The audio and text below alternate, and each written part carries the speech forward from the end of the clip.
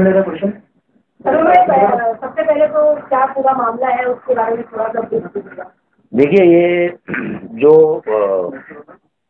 9 तारीख को जो एफआईआर हुई थी बांद्रा पुलिस स्टेशन में, जो एडवोकेट खालिद बाबू कुरैशी ने किया था, ये एफआईआर करने के बाद में खालिद बाबू कुरैशी ने एफआईआर में ये बताया है कि उसने 2 लोगों के ऊपर एफआईआर किया। एक तो जुबैर खान जो कि बिग बॉस के कंटेस्टेंट थे, और दूसरा जो मेरा नाम दिया था शमीम रेड्डी वाला।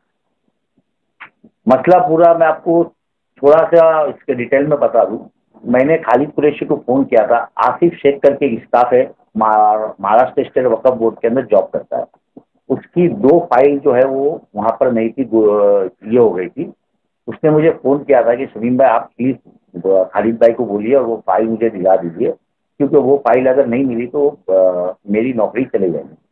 ये वजह से मैंने खालिद कुरैशी जी को फोन किया और मैंने रिक्वेस्ट किया उनसे कि भाई आपके पास अगर फाइल है तो दे दीजिए, लेकिन उन्होंने इनकार कर दिया कि मेरे पास ऐसी कोई फाइल है ही नहीं। वापस नेक्स्ट डे वापस फोन आया मुझे वो आसिफ भाई का, बोले शमीम भाई आप प्लीज बात करिए। मैंने वो फाइल जब्बार को दिया था, जब्बार जो स्टाफ दूसरा स्टाफ है, और उसके थ्रू फाइल जो है वो खालिद भाई के पास गई थी, और खालिद भाई ने बोले थे कि मैं शाम तक के साइन करके आपको भिजवा देता हूँ, लेकिन उन्होंने वो फाइल भिजवाई नहीं है, और अगर नहीं हुआ तो मेरी नौकरी चली जाएगी। इन बिटवीन मैंने वापस से उनको फोन किया, मतलब खालिद भाई ऐसी बात है और आप प्लीज उनको फाइल लौटा दो। खालिद भाई का कहना था कि आप प्लीज मेरे वक्फ बोर्ड के मैटर में मत बोलिए, ये मत करिए। मला नहीं, ऐसा नहीं होता है। I am also a politician, और मेरे पास अगर कोई मदद के लिए आएगा तो डेफिनेटली मैं मदद करूंगा। वही दरमियान में मेरे खालिद भाई से कन्वर्सेशन होने के बाद में खालिद कुरैशी जी ने मुझसे कहा कि आप जुबैर खान को सपोर्ट कर रहे हो, ये कर रहे हो, वो कर रहे हो। तो मैं बोला मैं जुबैर खान को क्यों सपोर्ट करूँ। उनका ये कहना था कि मेरी मम्मी और मेरी बहन के बारे में जो इंसिडेंट हुआ था वो इंसिडेंट आपने उनको बताया। तो मैं बोला मैं क्यों बताऊंगा उनको, क्योंकि ये इंसिडेंट तो पूरे बांद्रा को पता था। जब आपकी मम्मी और आप लोगों का जो भी झगड़ा हुआ था, उस टाइम पे आपकी मम्मी बांद्रा पुलिस स्टेशन में गए थे और उन्होंने कंप्लेंट वगैरह कराई थी। और जो आपके डैडी के जो सर्कल था, जो भी बड़े लोग यहाँ के थे बांद्रा के, उन लोगों ने सबने उन्होंने सबको फोन किया था। तो वो मैटर मैं क्यों बताऊंगा, वो वजह से मैंने जुबैर खान को फोन किया था। जुबैर खान को मैंने ये पूछा कि जुबैर भाई आप मेरा नाम क्यों ले रहे हो हर जगह से। जुबैर खान ने बताया कि मैंने आपका नाम नहीं लिया हूँ और ये झूठ बोला जा रहा है। और वो 28 मिनट की कन्वर्सेशन मेरी और जुबैर खान की हुई थी, जिसमें कहीं पर भी मर्डर या प्लान ऐसा कोई भी कन्वर्सेशन नहीं हुआ था। लेकिन उसके बाद में इन्होंने सोशल मीडिया पे, मेरे पास एफआईआर की कॉपी भी है, मैं इनकी तरह झूठ नहीं बोलता हूँ, ये एफआईआर की कॉपी है। एफआईआर की कॉपी के अंदर साफ लिखा हुआ है जुबैर खान। उसके बाद में एफआईआर होने के बाद में मुझे पुलिस की तरफ से नोटिस आया, जो नोटिस मैं आपको दिखाना चाहता हूँ। सीआरपीसी का नोटिस आया मुझे, और वो नोटिस मुझे बांद्रा पुलिस स्टेशन से मिला। ये नोटिस के बाद में मैं बांद्रा पुलिस स्टेशन में जाके स्टेटमेंट देकर आया हूँ। नोटिस देने के बाद में मैं जब स्टेटमेंट पढ़ा तो उसके अंदर खालिद बाबू कुरैशी ने लिखा है कि शमीम रेडियो वाला कौन है, मैं उसको जानता नहीं हूँ। लेकिन मैं आपको बता दूं कि मैं खालिद कुरैशी से मेरे संबंध आज 15 साल पुराने हैं, और ज़्यादा दूर तो मैं नहीं जाऊंगा 15 साल के लिए। ये 2018 में मेरे भाई की शादी हुई थी कजिन की, जिसमें वो आए थे। और ये जो भी डिटेल मैं आपको दे रहा हूँ ये सब फेसबुक से उनके अकाउंट से निकाली हुई डिटेल है, मेरे अकाउंट से नहीं है। आप अब भी फेसबुक चेक कर सकते हो। ये एक चीज़ हो गई। दूसरा, मेरी बर्थडे का जो था, उन्होंने उसके अंदर मेरी बर्थडे के इसमें उन्होंने डाला था, मैं होर्डिंग्स वगैरह लगाए थे, वो भी मेरे पास इसकी कॉपी है। Happy birthday to Shamim radio वाला, मावर dear friend and BJP leader. और इन्होंने वहां पर पुलिस स्टेशन में कहा कि मैं इनको जानता नहीं। खैर उसके बाद में मैंने स्टेटमेंट तो देकर आया। मैंने कल एक कंप्लेंट लेटर भी डाला उनके खिलाफ, प्लस मैं डिफेमेशन भी फाइल कर रहा हूँ उनके खिलाफ। और जिस तरह से उन्होंने मेरी इमेज को जो ठेस पहुंची है मेरे बिजनेस पे, मेरी फैमिली पे, वो उन्होंने कहीं ना कहीं बहुत गलत किया है। उनको ये नहीं करना चाहता था। वो अब एडवोकेट है, ठीक है, मैं जानता हूँ वो एडवोकेट है, वो उनके पास ज़्यादा जानकारी है, कानूनी हिसाब से वो कोई पॉइंट निकाल के उन्होंने कर लिया होगा। लेकिन मेरे और जुबैर के कन्वर्सेशन के अंदर कहीं पर भी मर्डर प्लान ऐसी कोई भी बात नहीं हुई थी। ये मैं एकदम स्पष्ट रूप से कहना चाहता हूँ। सेकेंड थिंग, इन्होंने कहा कि मुझे मेरी जान का खतरा है, मुझे लोगों से डर, इनसे डर है, ये लोग मुझे मार सकते हैं, इनका बैकग्राउंड चेक करिए। तो मैं आपके माध्यम से कहना चाहता हूं कि अब तक के टिल टुडे मेरे ऊपर कोई एनसी नहीं है, कोई एफआईआर नहीं है, ये मैं एकदम स्पष्ट रूप से कह रहा हूँ और पूरे कॉन्फिडेंस से कह रहा हूँ। मेरा कोई क्रिमिनल रिकॉर्ड नहीं है। मेरे पिताजी, मेरे वालिद साहब जो है वो डॉक्टर सैयद अहमद साहब जो एमएलए थे, मिनिस्टर थे, गवर्नर थे, उनके बाद 30 ईयर्स एज अ पीएस काम किया है।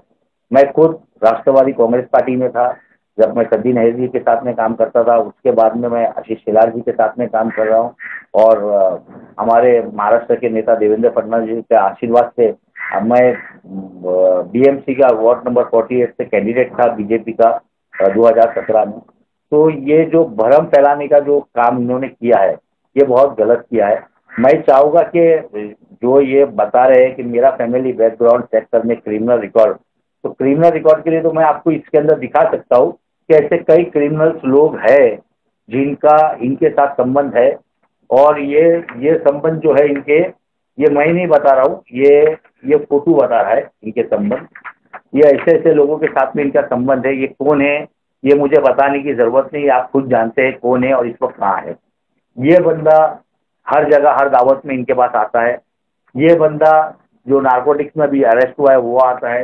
ये जो बंदा है ये वांटेड है इस वक्त पॉस्को केस में। इनके संबंध इन लोगों के साथ में है। ये लोग अपने घर पे बुलाते हैं, दावत करते हैं, इन लोगों को बाद में पोस्ट करते हैं और एक डर का माहौल लोगों के बीच में क्रिएट करते हैं और अपना काम निकालते हैं। और रहा सवाल एफआईआर का, तो इससे पहले भी कई एफआईआर इन लोगों ने झूठी कराई है जिसके डॉक्यूमेंट प्रूफ के साथ में मैं आपके पास एक बार फिर आऊँगा। और रहा सवाल ये दोनों भाई का, तो ये दोनों भाई ने बैंड्रा के अंदर ही नहीं हर जगह पे ये लोग लोगों से पैसे की मांग कर रहे। ऐसा सोर्स से मुझे पता चला। जुबेर खान ने भी जो वीडियो डाला है उसमें जुबेर खान ने भी बताया कि कोई इरशाद लकड़ा वाला करके उसका कोई फ्रेंड है जिससे इन्होंने कुछ 20 लाख 50 लाख की कुछ मांग की है। तो ये लोगों ने पैसा डिमांड करना इनका काम हो गया है। ये लोग वक़्फ़ की प्रॉपर्टी के साथ खेल रहे। मैं आप लोगों को बता रहा हूँ वक़्फ़ की 92,000 एकड़ प्रॉपर्टी आज महाराष्ट्र के अंदर है, जिसका अगर सही ढंग से यूटिलाइज किया जाए तो माइनॉरिटीज के, मुस्लिम्स के बच्चे लोगों को एक पैसा भी खर्चा नहीं करना पड़े, बिना खर्च के बच्चे हमारे क्वालिफाई पढ़ सकते हैं। लेकिन बजाय इसके ये लोग एनओसी देते हैं और एनओसी देके वक़्फ़ की प्रॉपर्टीज को बेच देते हैं बिल्डरों के पास और उसके बाद में ये लोग पैसे की मांग करते हैं। अभी आपका अगर कोई क्वेश्चन हो तो प्लीज बोलिए। सर आपने बताया टाइम्स जैसे पेपरों में जो जाने वाली पेपर है उसमें आपके खिलाफ में उन्होंने बयान दिया, लेकिन मुझे ये जानना है कि आपसे उन्होंने कोई रिएक्शन दिया था या किसी तरीके के प्रूफ का? मैंने आपको जैसा बताया कि मेरी उनसे बात हुई थी। आसिफ शेख, उसकी 2 फाइल है, एक है अमरनाथ मस्जिद करके थाना की फाइल है और एक नागपुर के दरगाह की एक फाइल है। वो दोनों फाइल इन्होंने साइन करने के लिए लिया था कि मैं साइन करके वापस देता हूँ, लेकिन उसके बाद में उन्होंने वो फाइल उसको वापस नहीं की। वही फाइल के लिए जब मुझे फोन आया तो मैंने इनसे बात की थी और मैं जो कुछ भी बोल रहा हूँ ऑन रिकॉर्ड बोल रहा हूँ। मेरे पास उनके व्हाट्सएप के जो हम लोग का कन्वर्सेशन व्हाट्सएप पे हुआ था वो भी है, प्लस जो टाइम्स ऑफ इंडिया का जो मैं आपको बता रहा हूँ इसके अंदर टाइम्स ऑफ इंडिया का पेपर न्यूज़पेपर पे भी आया हुआ है पूरा, ये आप देख सकते हो। टाइम्स वालों ने आपसे कुछ रिएक्शन लिया? नहीं, टाइम्स वालों ने मुझसे कोई रिएक्शन नहीं लिया। वही मुझे समझ में नहीं आया कि इतना बड़ा न्यूज़पेपर है और बिना इंफॉर्मेशन लिए, बिना ये करे, how can they put against me. उनको एटलीस्ट ये देखिए, ये टाइम्स ऑफ इंडिया के अंदर लिखा हुआ है, to book for the abuse video on BJP leader, और इसमें बाकायदा मेरा नाम लिखा हुआ है, शमीम रेडियो वाला एंड जुबैर खान।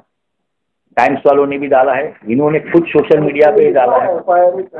यस, इस पे लिखा हुआ है, इसके ऊपर भी लिखा हुआ है। प्लस जो खालिद बाबू कुरैशी ने जो मीडिया जो प्रेस कॉन्फ्रेंस किया था, ये उसके फेसबुक के ऊपर से मैंने ये प्रिंट निकाला हूँ, जिसपे इन्होंने लिखा है कि मुंबई पुलिस शमीम रेडियो वाला name has been mention in the FIR.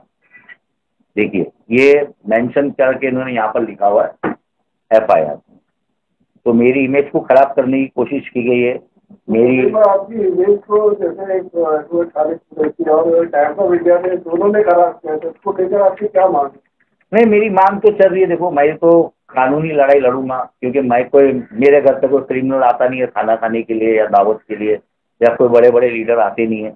मैं एक छोटा कार्यकर्ता हूँ। और जिस तरह से खालिद कुरैशी जी ने कहा था कि जुबैर खान जो है उनके खिलाफ बोलता है, तो वो जुबैर खान का पर्सनल इशू है वो क्यों बोलता है और वो किस लिए बोलता है, उसके पास क्या उनके बारे में रिपोर्ट है, आप जुबेर खान से पूछिए।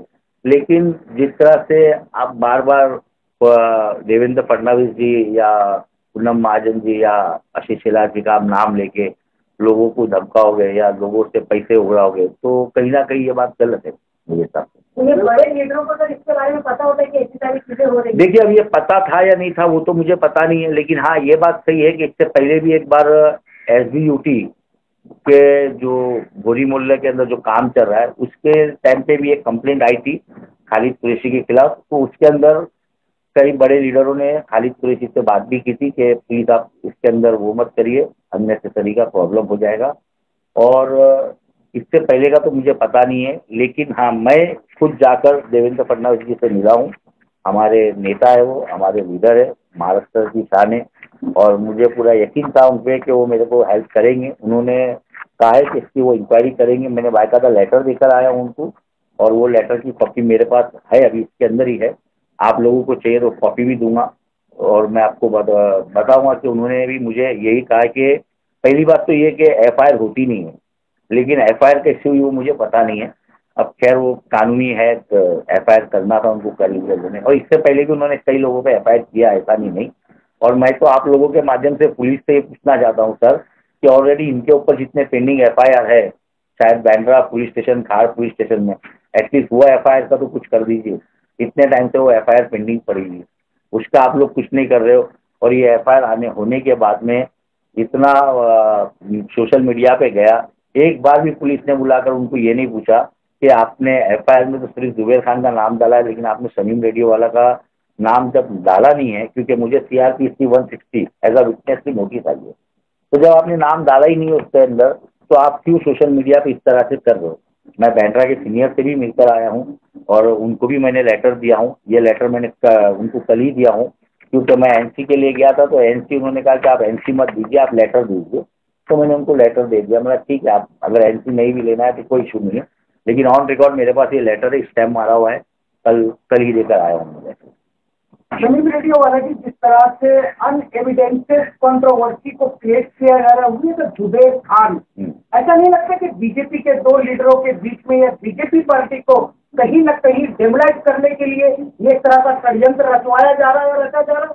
नहीं, ऐसा नहीं है। ये मैं नहीं समझता हूँ कि ऐसा कुछ है, क्योंकि जहाँ तक कि खालिद कुरैशी जी का सवाल है, तो I know him very well कि उनका कंट्रोवर्सी हमेशा चलता रहता है। इससे पहले भी मैं जिस तरह बताया आपको कि कई FIR उन्होंने कराया, झूठी FIR। और अगर उनका सिर्फ यही सोचना है कि जो भी मैं कर रहा हूँ वो बिल्कुल सही कर रहा हूँ, मेरे बीच में कोई बोलना नहीं चाहिए।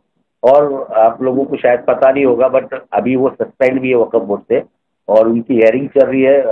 हसन मुशर्रफ साहब जो मिनिस्टर है उनके पास में 1 या 2 हियरिंग हो गई है, अभी 1 हियरिंग शायद उनकी बाकी है। तो यही वजह से उनको सस्पेंड किया गया था कि फाइल जो है वो घर पे लेकर जाते थे, और घर पे लेके जाने के बाद में वो फाइल जो है वो वापस देते थे नहीं देते थे, वो तो खैर मुझे पता नहीं है। यही फाइल के इशू पे ही सस्पेंड किया था, क्योंकि फाइल जो है वो ऑफिस की फाइल है, ऑफिस का काम में ऑफिस पे कर रह सकते हैं, लेकिन वो फाइल घर पे लेके जाते थे, और उसके अंदर शायद कुछ फाइल मिसिंग हुई थी। मेरे को प्रॉपर इसके बारे में नहीं पता है, लेकिन हाँ ये जरूर है कि इनको सस्पेंड किया गया था। इन्होंने कोर्ट से स्टे ऑर्डर लाया है, और ये बैठे हैं वहाँ पर अभी भी सीट के ऊपर। और आप लोगों को शायद बता दूं मैं कि वक्फ बोर्ड में भी लाने के लिए मैंने उनको काफ़ी मदद की थी। महीने को हुआ जब मैंने बनाया था, मैंने उनको मदद की थी। भारतीय जनता पार्टी में लाने के लिए भी मैंने उनको ये किया था, काफ़ी सपोर्ट किया था। उसके बाद भी अगर एक इंसान ऐसा करता है तो बहुत शर्म की बात है। सर ऐसा मन में आप होगा, आपका बर्थडे सेलिब्रेट कर रहे थे, सारी चीजें होती थी। नहीं, मेरा बर्थडे उन्होंने कभी सेलिब्रेट नहीं किया, लेकिन हाँ मेरी बर्थडे वगैरह जब रहती थी तो वो हमेशा ये फोटोज वगैरह जो है फेसबुक पे डालते थे, happy birthday to my brother, ये वो करके डालते थे। और रहा सवाल, कोई मनमुटाव नहीं था। मैं आपको जिस तरह पहले भी बताया कि उनका यही सोचना है कि भाई जो मैं करता हूँ वो सही है, बाकी दूसरा कोई उससे करे नहीं। तो वो हिसाब से ठीक है, वो अपनी जगह पे वो अपने आप को नेता समझते हैं। और अगर कुछ नेता अगर उनको पीछे से सपोर्ट भी कर रहे हैं, तो वो नेताओं को सोचना चाहिए कि आप किसको सपोर्ट कर रहे हो। अगर आप उनके घर पे जाके खाना खा रहे हो, या रोज़ा खोल रहे हो, या आप उनके उनके पार्टी में जा रहे हो, और उसके बाद में आप आपके नाम का अगर बाहर वो गलत काम कर रहे हैं, तो वो भी आपकी नॉलेज में होना चाहिए मेरे साथ।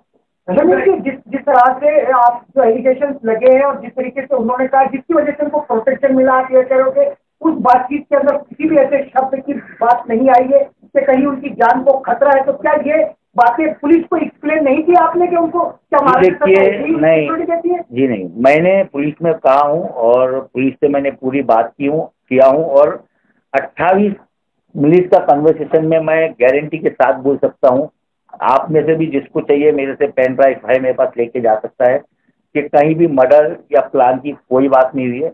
रहा सवाल प्रोटेक्शन का जो आप मुझे बता रहे हो, तो प्रोटेक्शन इनको अभी से नहीं मिला है। प्रोटेक्शन इससे पहले इनका ऐसा कहना है कि किसी गैंगस्टर का इनको फोन आया था, उसके बाद में प्रोटेक्शन मिला है। मुझे तो यही नहीं समझ में आया है कि मैं तो ये जानना चाहता हूँ कि गैंगस्टर का फोन आया था या करवाया गया था, इसकी भी जांच पुलिस करे।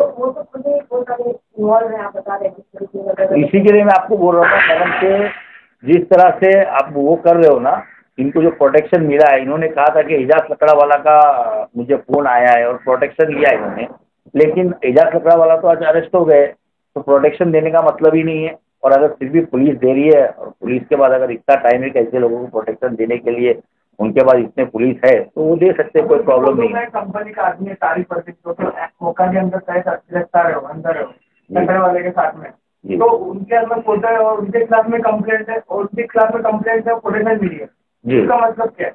वो तो अभी आप पुलिस से पूछिए, क्राइम ब्रांच से पूछिए कि इसका मतलब क्या है। एक जगह आप बता रहे हो कि आपको फोन आ रहा है, धमकी आ रही है, और एक जगह आप प्रोटेक्शन ले रहे हो, और एक जगह उनके लोगों को आप घर पे बुला के खाना खिला रहे हो। तो वो पुलिस जाने, क्योंकि मैं समझता हूँ कि मुझे कानून पे बहुत भरोसा है और अब देखना ये है कि कानून इस पर क्या कार्रवाई करता है, मेरी ये सोच है। क्योंकि इससे पहले भी कई बार इन्होंने किया है, तो नई बात नहीं है इनके लिए, लेकिन मुझे पूरा भरोसा है कानून पे। और मैं इनकी तरह किसी नेता का नाम नहीं लेना चाहूँगा, क्योंकि जो भी नेता का आशीर्वाद रहता है वो एक नेता की एक रिस्पेक्ट होती है हमारे दिल में, हम उस नेता की रिस्पेक्ट करते हैं। क्योंकि आज हम जो कुछ भी है हमारे नेता हमको प्रमोट करते, तो मैं इनकी तरह हमारे नेताओं का नाम लेके उनकी इज्जत वो नहीं करना चाहूँगा। मेरा सिर्फ ये बोलना है कि ये जो कुछ भी हुआ है ये मेरे साथ में गलत हुआ है, मेरी नाम को, मेरी इज्जत को उछाला गया है। मैं प्रेस से रिक्वेस्ट करूंगा कि प्लीज़ इस मुद्दे के ऊपर आप पुलिस से भी पूछिए जाके और मुझे इंसाफ दिलाइए प्लीज़। Thank you. और मैक्सिमम जो प्रॉपर्टी है उसके ऊपर कब्जा कर लिया गया, छीन लिया गया, तो इसको लेकर के आपने मांग की थी उसके ऊपर कुछ कमेटी बने जो जी हाँ, मैं तो वक्त के ऊपर काफ़ी टाइम पे मांग किया हूँ। कई हमारे जो मीडिया के साथी है जो यहाँ पर है उनको भी पता है कि मैंने वक्फ बोर्ड के लिए तो कई बार मांग किया हूँ। मैंने हमारी जब सरकार थी तभी मैंने मांग किया, और हमारी सरकार, हमारे देवेंद्र फडणवीस जी ने उसके ऊपर कार्रवाई भी की थी, कई लोगों के ऊपर केस भी बने थे कि वक्फ बोर्ड की जगह के ऊपर ये लोग डेवलप कर लेते हैं, लेकिन डेवलप करने के बाद में उन पर एक्शन होना चाहिए, तो एक्शन नहीं होता है। प्रॉब्लम ये हो जाता है कि ऐसे कुछ लोग वक्फ बोर्ड में आ जाते मेंबर बन के और पैसा डिमांड करके अपनी मांग पूरी कर लेते हैं, और वो वक्फ बोर्ड की जो प्रॉपर्टी है वो वैसी की वैसी है। Thank you very much.